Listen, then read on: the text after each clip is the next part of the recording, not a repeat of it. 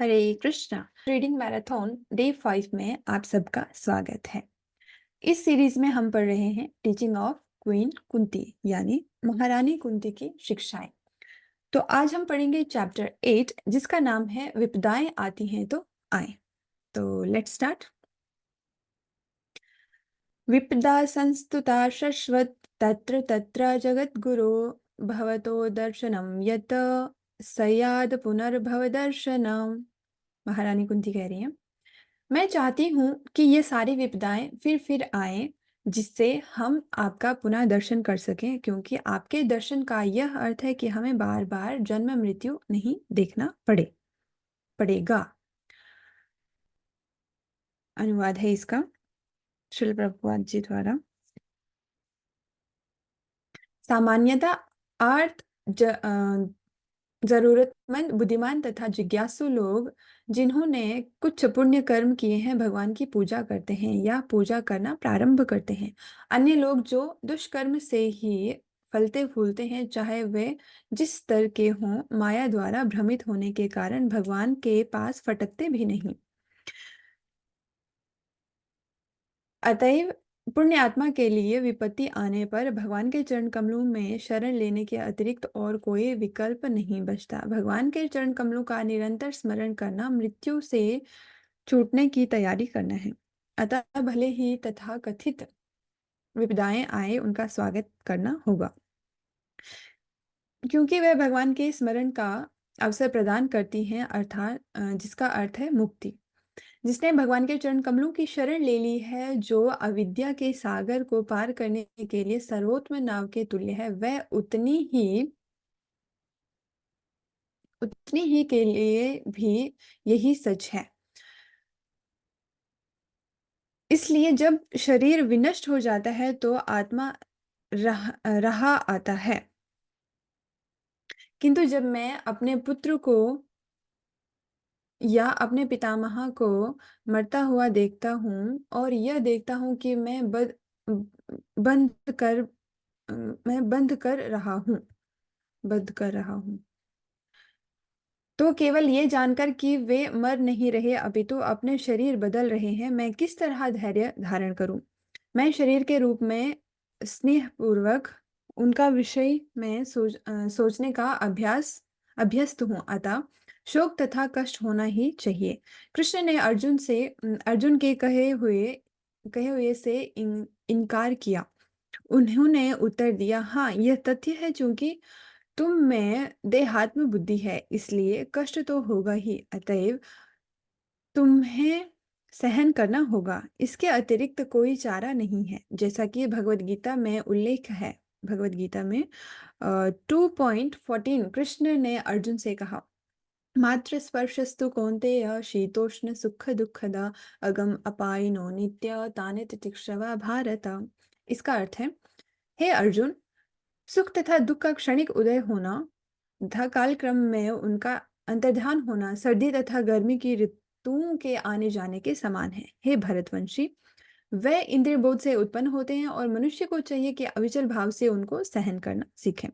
कभी कभी अमेरिका में प्रातःकाल काफी ठंड पड़ जाती है, जिससे प्रातःकालीन स्नान कर सकना कुछ कठिन पड़ सकता है, किंतु क्या इसका अर्थ यह है कि जो भक्त है वह अपना प्रातःकालीन नियत स्नान करना बंद कर दे? नहीं, ठंड भले ही क्यों ना हो, उन्हें नियमित स्नान करना चाहिए। कर्तव्य को पूरा करना चाहिए, भले ही उसमें कुछ कष्ट क्यों ना उठाना पड़े। ये तपस्या कहलाती है। तपस्या का अर्थ है कि इस जगत के संकटों तथा विपदाओं के बावजूद हमें कृष्ण भावनामृत के कार्य में अग्रसर होते रहें। यह तपस्या अथवा जीवन की कठिनाइयों को स्वेच्छा से अंगीकार करना है। कभी कभी तपस्या का कठोर व्रत धारण करने वाले लोग अपने चारों ओर अग्नि जलाकर बैठते हैं तथा गर्मी की झुलसाने वाली धूप में भी। ओके, ये कुछ बुक की कुछ पिक्चर्स हैं।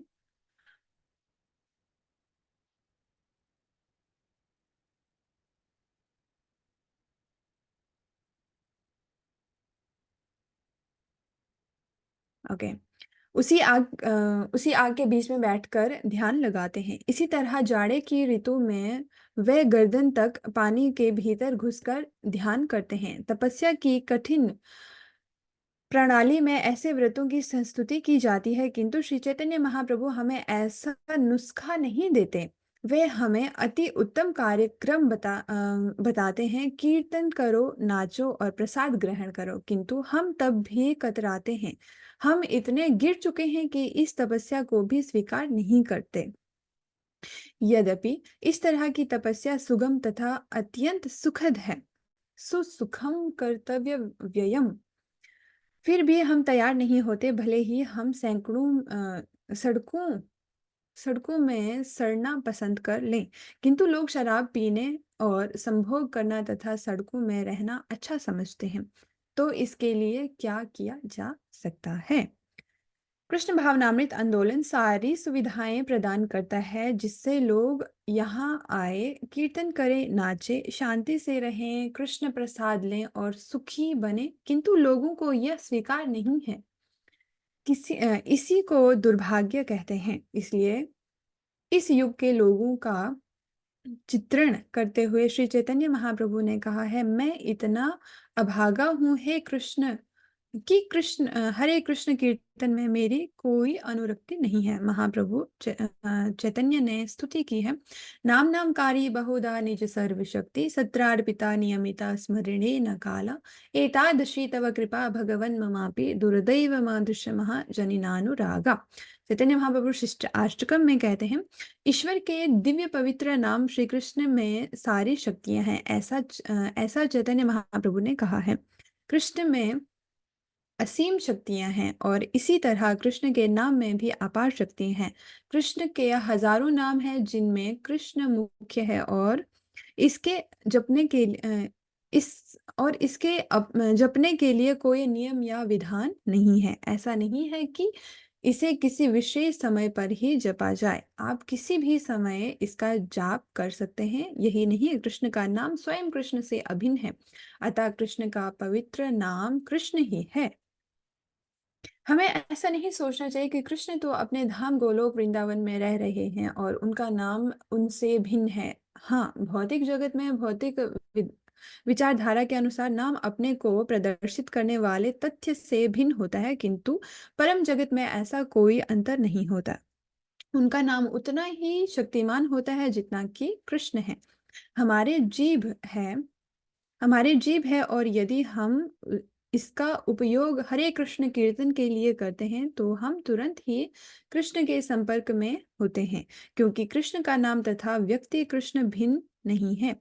भले ही हम सोचें कि कृष्ण बहुत दूर हैं, किंतु सच तो यह है कि वे हमारे भीतर हैं। वे दूर होते हुए भी सबसे निकट हैं। किंतु इतने पर भी यदि हम सोचें कि कृष्ण तो बहुत दूर हैं, तब उनका नाम तो है ही।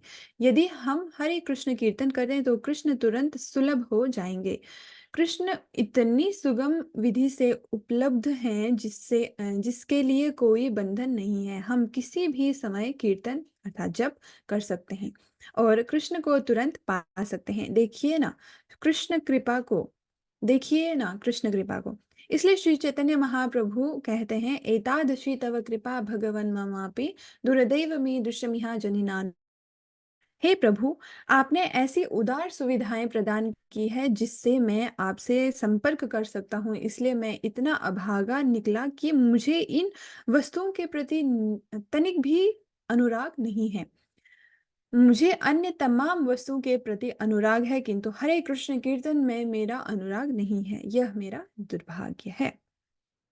कृष्ण इतने अम, कृष्ण इतने वदन्य हैं कि वे अपने नाम की दिव्य ध्वनि द्वारा हमारे समक्ष उपस्थित होते हैं, जिसमें स्वयं कृष्ण ही समस्त शक्तियां होती हैं। यदि हम इस नाम के संपर्क में बने रहे, तो हमें कृष्ण के आशीर्वाद के सारे लाभ प्राप्त हो सकते हैं।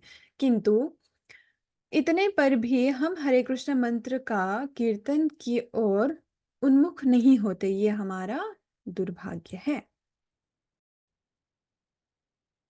किंतु एक भक्त संकटों, पराजयों तथा विपदाओं से कभी भी विचलित नहीं होता। प्रत्युत वह उनका स्वागत करता है। शरणागत होने के कारण वह जानता है कि संकट तथा उत्सव दोनों ही कृष्ण के विभिन्न प्रदर्शन हैं। सॉरी। शास्त्र में कहा गया है कि धर्म तथा अधर्म ईश्वर के अग्र तथा पश्च भाग हैं।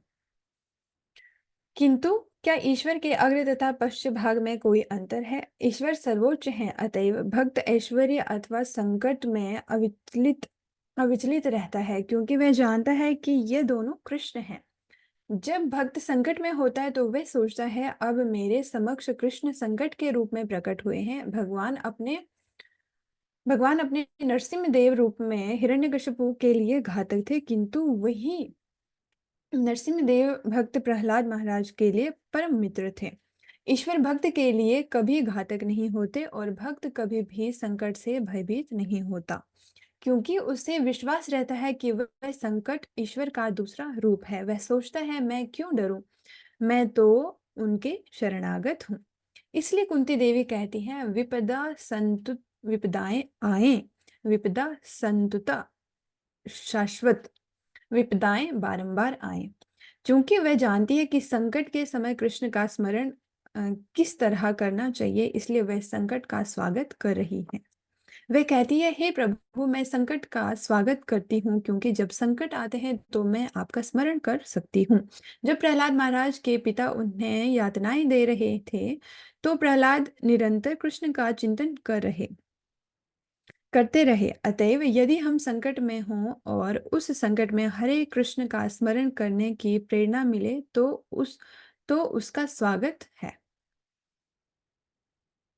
ओह, मुझे कृष्ण का स्मरण करने का अवसर मिल रहा है। क्यों स्वागत क्यों? स्वागत इसलिए क्योंकि कृष्ण का दर्शन करना अथवा कृष्ण का स्मरण करने का अर्थ है आध्यात्मिक जीवन में प्रगति करना, जिससे हमें इन संकटों का फिर से सामना ना करना पड़े। व्यवक्तवा देह पुनर्जन्मा नैतिक मामेति सो अर्जुना, भगवद गीता 4.9। कृष्ण भावनामृत में अग्रसर होने का परिणाम यह होगा कि देह का परित्याग करने के बाद इस जगत में फिर से जन्म नहीं लेना पड़ेगा। यही वांछित है। मान लीजिए इस समय मैं अत्यंत आराम से हूँ, भले ही मेरे शरीर को आराम हो, किंतु मृत्यु होनी है और तब दूसरा जन्म होगा। इस शरीर को त्यागने के बाद यदि मुझे बिल्ली का शरीर मिला, तो मेरा शेष आराम से क्या लाभ हुआ? ओके। मृत्यु निश्चित है और मृत्यु के बाद दूसरा शरीर धारण करना निश्चित है। हम भले ही यह ना जान सके कि हमें कैसा शरीर मिलेगा, किंतु शास्त्र से हमें पता चलता है कि हमारी विशेष मनोवृत्ति के अनुसार कोई विशेष शरीर मिलता है। यद्यपि मैं बहुत आराम से रह रहा हूँ, किंतु यदि मेरी मनोवृत्ति कुत्ते जैसी हो तो मुझे कुत्ते का रूप में अगला जीवन मिलेगा। अतएव इस आरामदेह जीवन से क्या लाभ? मैं 20, 30, 50 और अधिक से अधिक 100 वर्ष तक आरामदेह स्थिति में रह सकता हूँ। फिर भी जब मैं यह शरीर छोड़ूंगा तो मेरा मनोवृत्ति मुझे बिल्ली, कुत्ता या चूहा बनने को बाध्य करे, तो इस आरामदेह स्थिति का क्या लाभ? किंतु लोग इस पर विचार नहीं करते। इस युग में लोग सोचते हैं, अब मैं आरामदेह स्थिति में हूँ, मेरे पास प्रचुर धन है और अच्छी जायदाद है, मेरे पास तमाम सुपास तथा भोजन है। जब यह शरीर विनष्ट हो जाएगा तो मैं फिर से जन्म लेने वाला नहीं। अतः जब तक मैं जीवित हूँ, जीवन का आनंद भोग लूं। आनंदवाद का यह आधुनिक दर्शन है। किंतु कुंती को जन्म तथा मृत्यु का ज्ञान था और वह इस चक्र को दोहराना नहीं चाहती। अपुन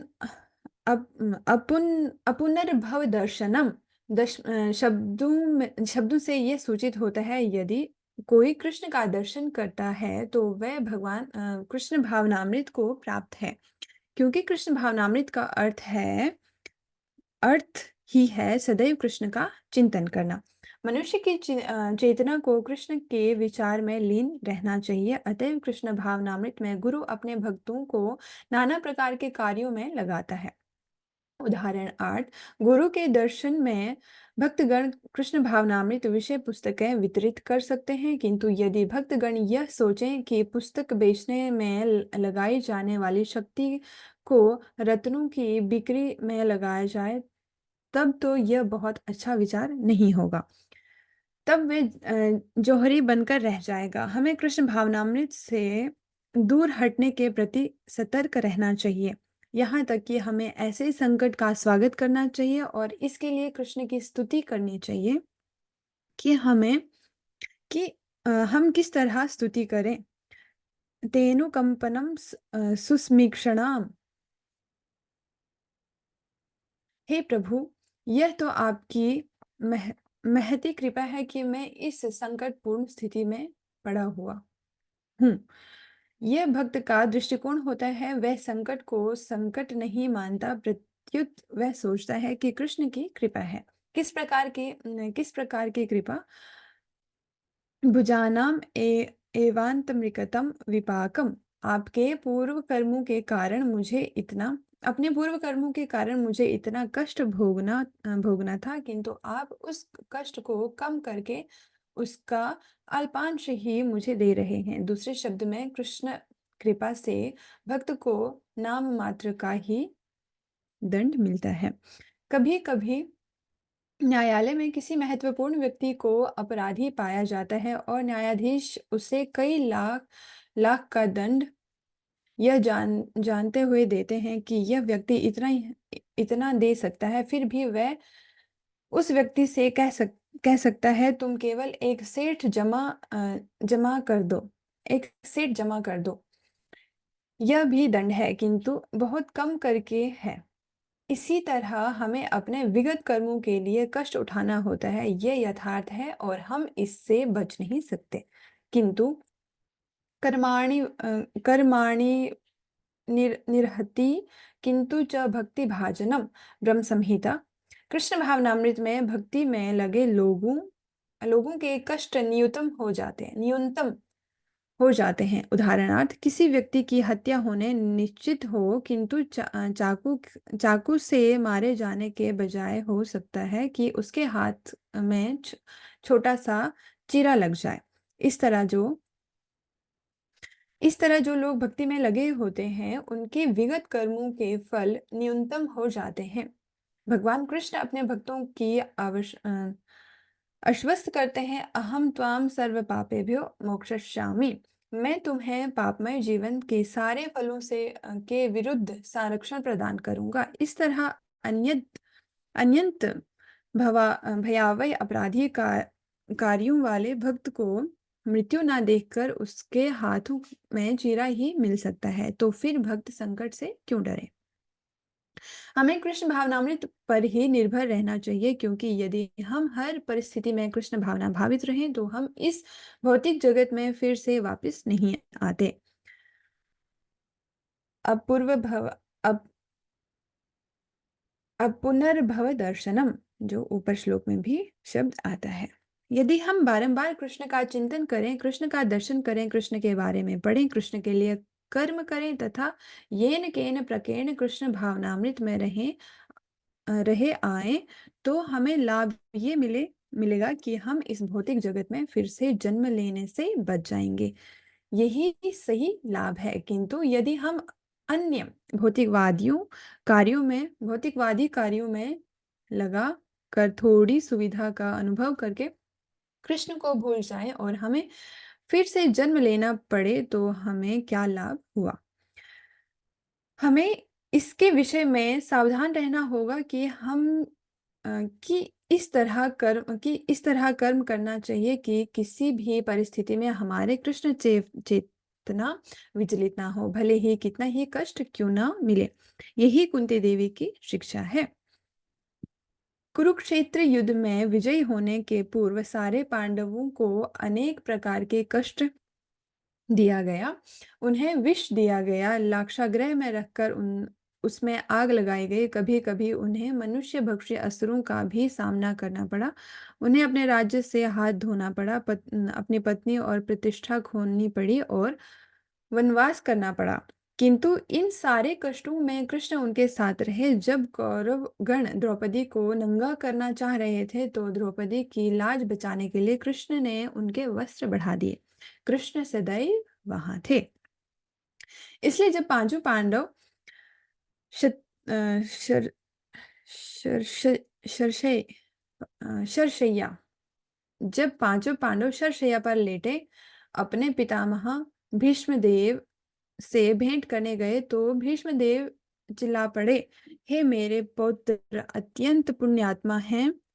ये मेरे पौत्र अत्यंत पुण्य आत्मा हैं। पांडवों में सबसे ज्येष्ठ महाराज युधिष्ठिर अत्यंत पवित्र व्यक्ति हैं। भीम तथा अर्जुन दोनों ही भक्त हैं और वे इतने वीर हैं कि हजारों व्यक्तियों को मार सकते हैं। उनकी पत्नी द्रौपदी साक्षात लक्ष्मी है और वह जहां भी रहेगी वहां भोजन की कमी नहीं होगी। इस तरह इन सब का अद्भुत मेल है और कृष्ण इन सबों के साथ रहते हैं तो भी यह कष्ट उठा रहे हैं। इस तरह कहकर वह चिल्लाने लगे, मैं नहीं जानता कि कृष्ण की योजना क्या है, क्योंकि ऐसे पुण्यात्मा भक्त भी कष्ट उठा रहे हैं। अतएव हमें यह नहीं सोचना चाहिए कि मैं भक्त बन चुका हूँ, इसलिए मुझे कोई खतरा या कष्ट नहीं होगा। प्रहलाद महाराज की अत्यधिक कष्ट उठाना पड़ा और पांडवों को तथा हरिदास ठाकुर जैसे अन्य भक्तों को भी इसी तरह कष्ट उठाना पड़ा। किंतु हमें ऐसे कष्टों से विचलित नहीं होना चाहिए। हमें दृढ़ विश्वास विश्वास होना चाहिए कि कृष्ण उपस्थित हैं और वे मुझे सुरक्षा प्रदान करेंगे। कृष्ण के अतिरिक्त अन्य किसी की शरण का लाभ उठाने का प्रयास ना करें, सदैव कृष्ण की शरण ग्रहण करें। भगवद गीता में कृष्ण कहते हैं, कौन्तेय प्रति जाना ही नामे भक्त प्रणश्यति।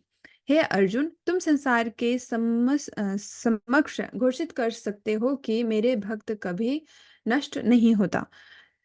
तो ये प्रश्न पूछा जा सकता है कि कृष्ण ने अर्जुन से यह घोषित करने के लिए क्यों कहा, उन्होंने स्वयं क्यों नहीं घोषित किया। इसका उत्तर है कि यदि स्वयं कृष्ण का ने यह घोषणा की होती तो संदेह किया जा सकता था, क्योंकि कृष्ण कभी कभी अपने वादे से मुकर जाते हैं।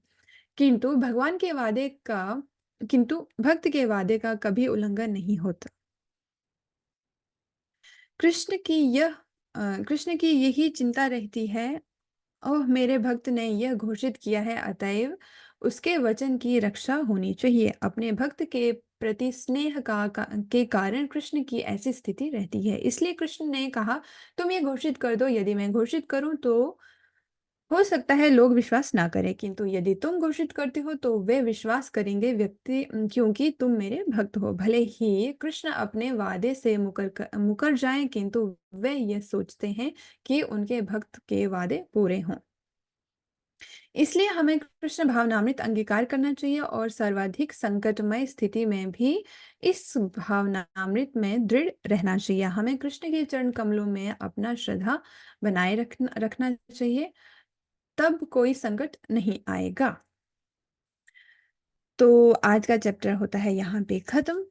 नेक्स्ट डे में हम नेक्स्ट चैप्टर स्टार्ट करते हैं। ठीक है, तब तक के लिए हरे कृष्णा।